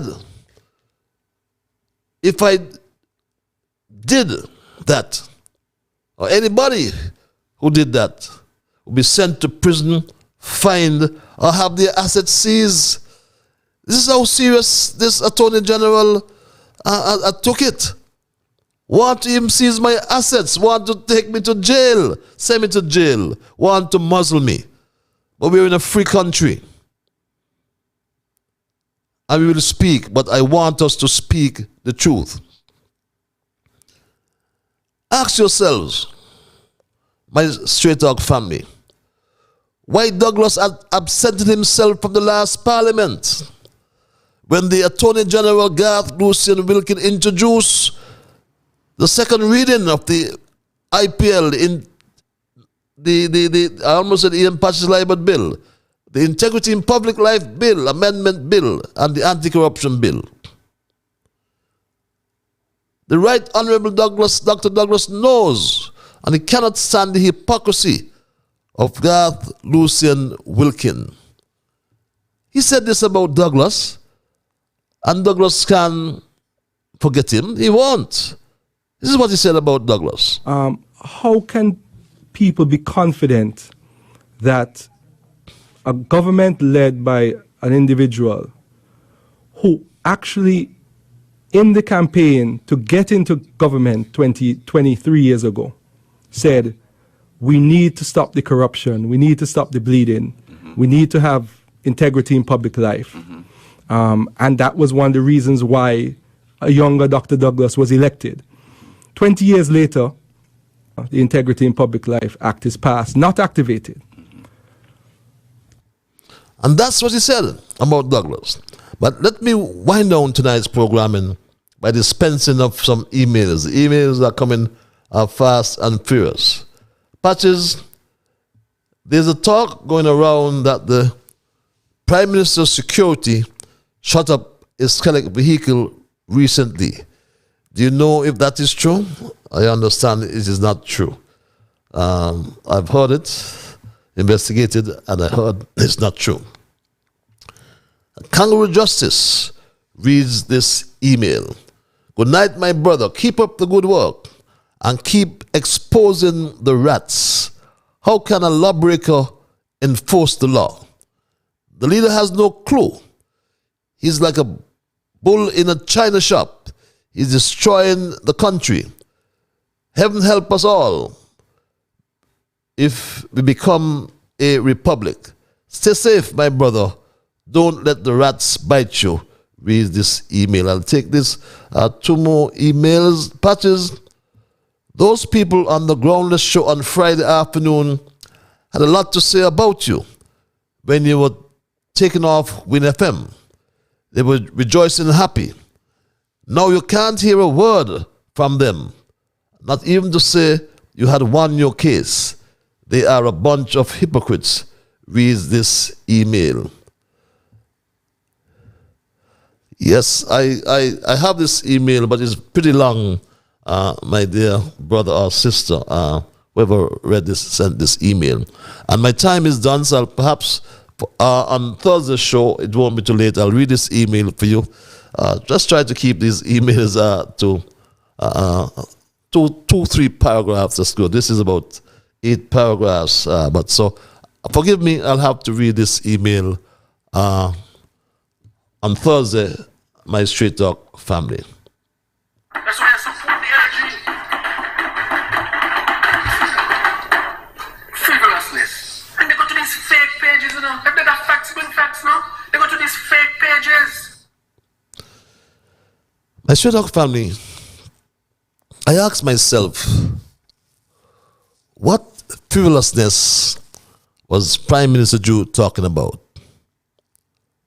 What facts was Prime Minister Jew talking about? Didn't the PM read or learn about the decision of the High Court Judge, Her Ladyship Tamara Gill? Isn't the Prime Minister aware that Social Security contributions were paid late by his Attorney General Garth Wilkin, constituting breaches liable to prosecution? Isn't the Prime Minister aware that the ex-party order granted to his Attorney General Garth Wilkin on the January the 12th and extended on February 9th until further order. Isn't he aware that it was discharged?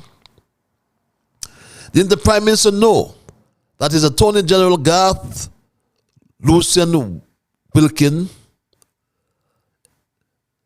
filed a notice of discontinuance in the court after receiving the order to pay Mr. Liebert costs?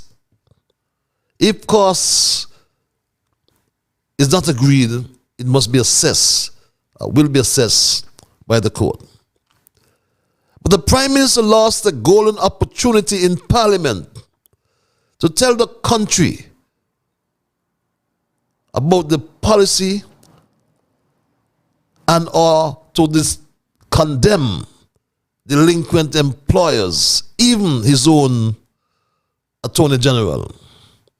Right now, there are 54 persons listed on a court list. They have been taken to court for prosecution since Garth Wilkin has become Attorney General. I won't call their names. I'm not going to name and shame people like someone has threatened to do. I have the names, but I won't call them. The Prime Minister failed to discharge his duty as the minister with responsibility for Social Security. Instead of outlining policy, he failed. Is that some people will be dragged to court? People expected Prime Minister Jew to confront and not to avoid the issue. People expected Jew, the minister with responsibility for Social Security, to speak about the serial delinquency and what is the policy on such delinquency. Imagine the Prime Minister and Minister responsible for Social Security failed to conscientiously, impartially, and to the best of his ability discharge his duty and do right to all manner of people without fear or favor, affection or ill will. Imagine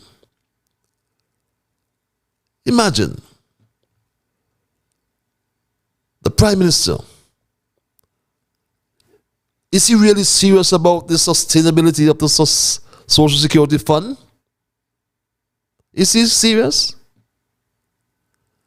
Is Prime Minister just saying that he did not know that his Attorney General was not paying his contributions on time and in accordance with the law? Or is the Prime Minister saying that there are laws for you and I and laws for the privileged few? It sounds that way to me. How does it sound to you, my straight dog family? But gone are the days when the rules that govern our lives were determined by intimidation and fraud. It was a situation whereby he who had the power, whether it was military might or the capacity to effectively fight a war, or whether it was political dominance, he who had the power made the rules. We have passed that stage. We have passed that stage long time ago.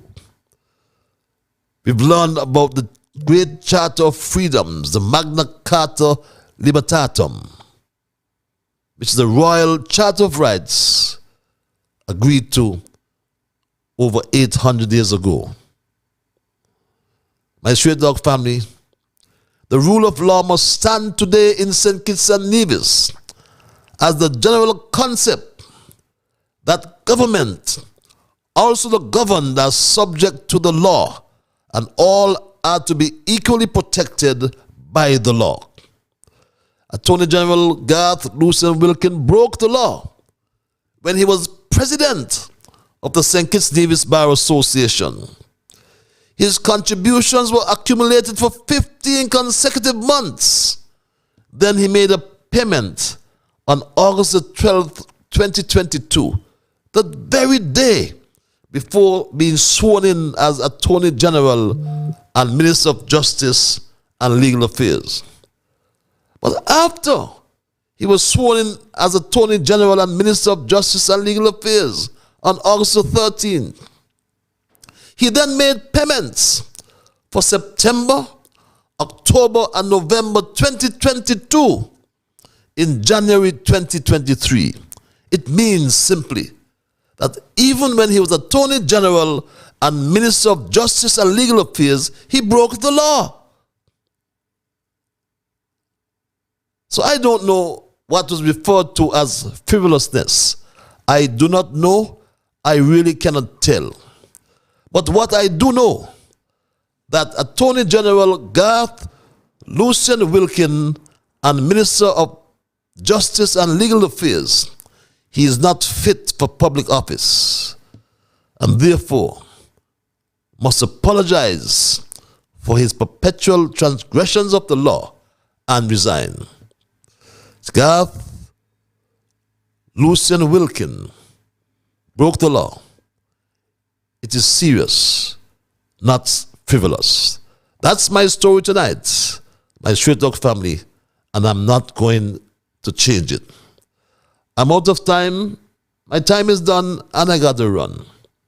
But I want to thank all those who connected and listened to our conversation tonight. Those on social media, Facebook and YouTube. There are those who called. There are those who sent emails. Remember, all of you are the ones who make Straight Talk, and for that reason, I say a big, big thank you.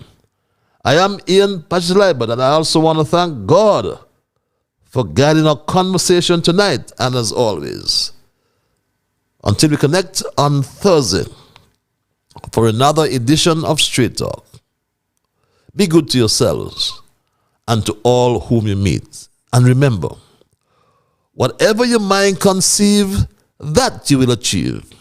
But first of all, you got to believe. So when you wake in the morning, thank God for the morning light. Thank Him for taking you through the night. And my Straight Talk family, keep moving on. Bye-bye.